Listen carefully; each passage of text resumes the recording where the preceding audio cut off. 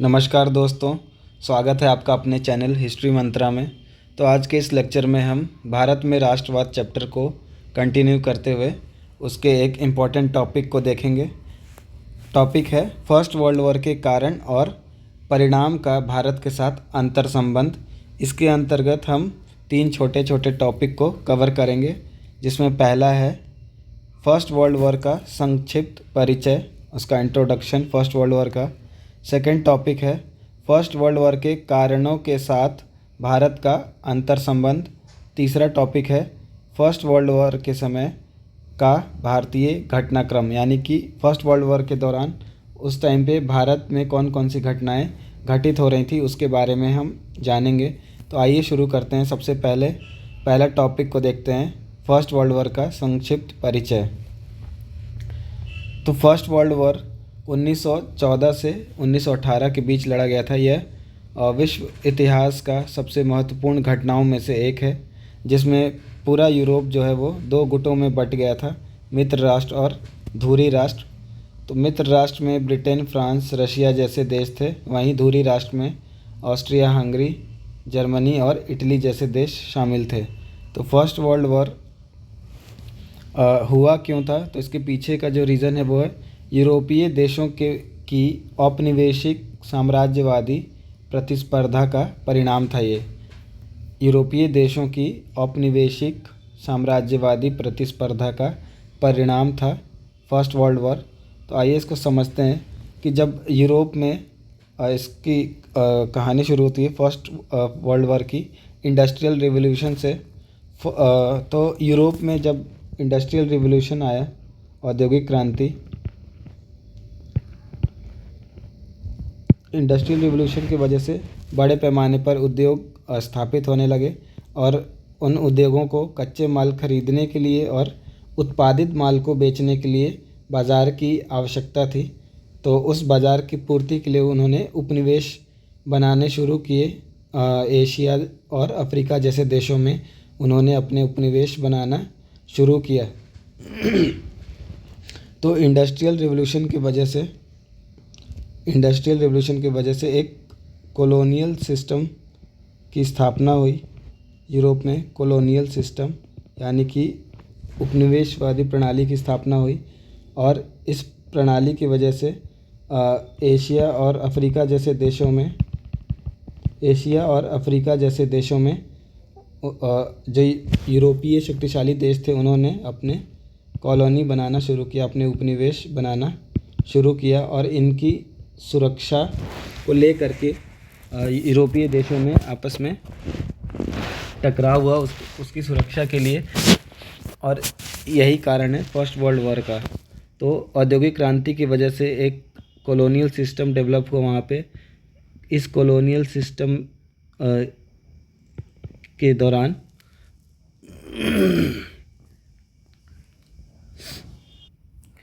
तो जैसा कि हमने देखा कि औद्योगिक क्रांति के आने की वजह से एक कॉलोनियल सिस्टम डेवलप हुआ यूरोप में, और इसी के क्रम में यूरोपीय देशों ने एशिया और अफ्रीका जैसे देशों में अपने उपनिवेश बनाने शुरू कर दिए। और इसके बाद ही इसी क्रम में उनको इन उपनिवेशों की सुरक्षा करने के क्रम में अन्य यूरोपीय देशों में टकराव शुरू हो गया, जो कि फर्स्ट वर्ल्ड वॉर का कारण बना।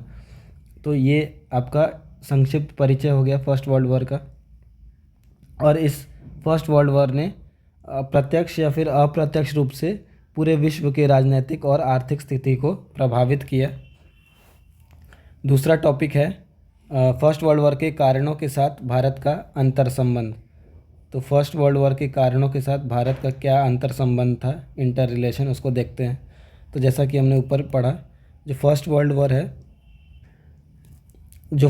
वॉर है वो औद्योगिक क्रांति की वजह से जो औपनिवेशिक व्यवस्था वहाँ पे स्थापित हुई, और इसकी वजह से यूरोपीय देशों ने भारत और अन्य एशियाई देशों और साथ ही साथ अफ्रीकी देशों में अपने अपने उपनिवेश की स्थापना की। उन्होंने अपने साम्राज्य का विस्तार करने का काम किया, और इसकी वजह से इनकी सुरक्षा करने के क्रम में अन्य यूरोपीय देशों के बीच में, शक्तिशाली यूरोपीय देशों के बीच में लड़ाई शुरू हुई। इसी को हम वर्ल्ड वॉर के नाम से जानते हैं।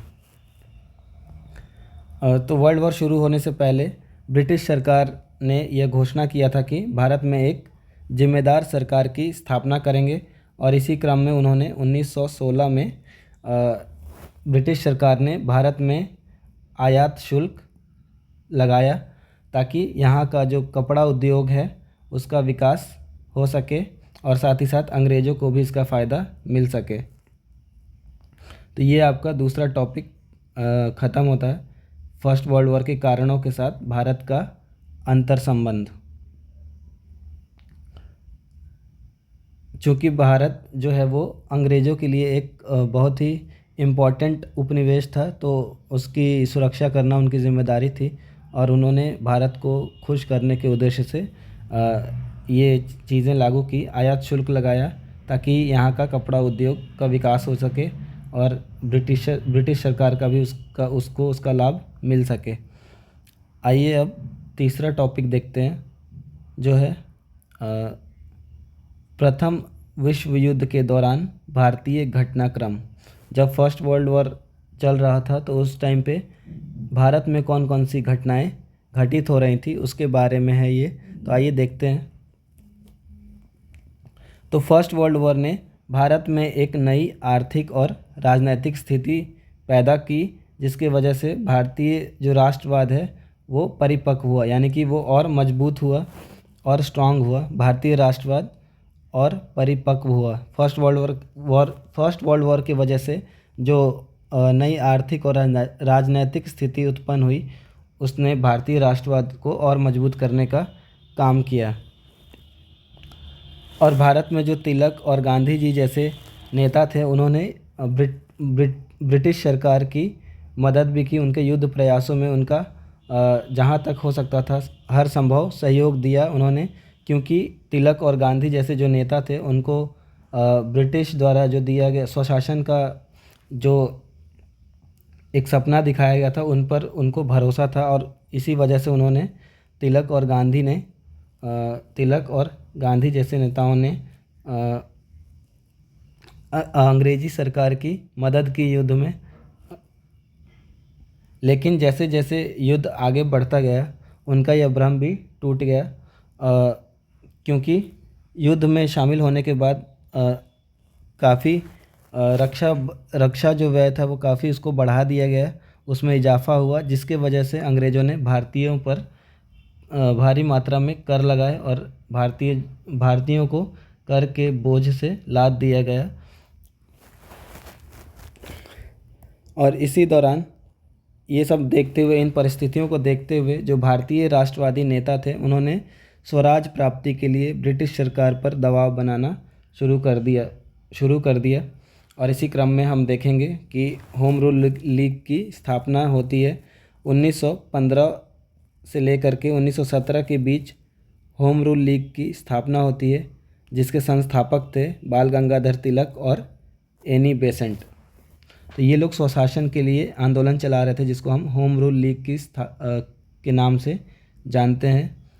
अगला पॉइंट है क्रांतिकारी आंदोलन और संगठनों का विकास हुआ। तो इसी दौरान क्रांतिकारी आंदोलनों और संगठनों का भी विकास हो रहा था बहुत तेज़ी से, और ये जो आंदोलन और संगठन थे ये न केवल भारत में बल्कि विदेशी सरजमी पर भी इनका प्रसार देखने को मिल रहा था। इसका एक सबसे बढ़िया एग्जाम्पल है 1913 में जो गदर पार्टी की स्थापना हुई, वह उसकी स्थापना सैन फ्रांसिस्को यूएसए में होती है, जिसके संस्थापक थे लाला हरदयाल।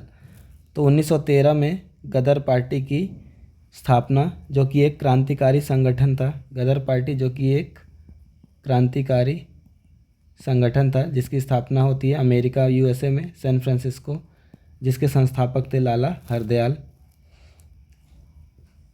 इसी दौरान जब युद्ध चल रहा था तो युद्ध के बीच के काल में ही 1916 में भारत में दो महत्वपूर्ण राजनीतिक घटनाएं हमें देखने को मिलती है, जिसमें से पहला है कांग्रेस के दोनों दल एक हो गए थे। ये दो कांग्रेस के दोनों दल कौन कौन से? नरम दल और गरम दल। नरम दल और गरम दल।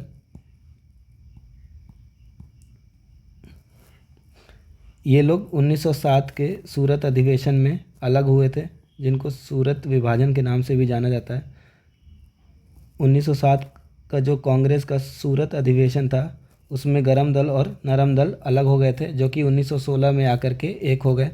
तो 1916 में दो महत्वपूर्ण राजनीतिक घटनाएं देखने को मिलती है, जिनमें से पहला है कांग्रेस के दोनों दल, नरम दल और गरम दल, एक हो गए।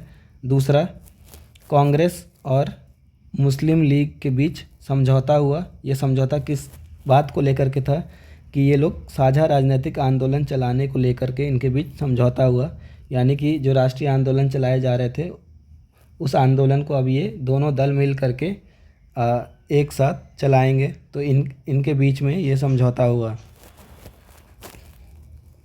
आइए आगे देखते हैं कि इसके साथ साथ एक अन्य महत्वपूर्ण घटना हमें देखने को मिलती है भारतीय राजनीति के रंगमंच पर महात्मा गांधी जी का उत्कर्ष। तो गांधी जी का उत्कर्ष भारतीय राजनीति में ये एक महत्वपूर्ण घटना थी। और इन्होंने जब 1915 में ये दक्षिण अफ्रीका से भारत लौटे, उसके बाद इन्होंने 3 सफल आंदोलन चलाए भारत में। पहला है चंपारण सत्याग्रह, दूसरा अहमदाबाद और तीसरा खेड़ा सत्याग्रह। तो ये 3 टॉपिक आपका छोटा सा टॉपिक था, जो कि यहीं पर समाप्त होता है। आई होप कि आपको ये वीडियो पसंद आया हो। अगर आपको वीडियो पसंद आया हो तो वीडियो को ज़्यादा से ज़्यादा शेयर करें, लाइक करें और चैनल को सब्सक्राइब करें। अपने दोस्तों के बीच में शेयर करें इसे। आज के लिए इतना ही। बहुत बहुत धन्यवाद आपका।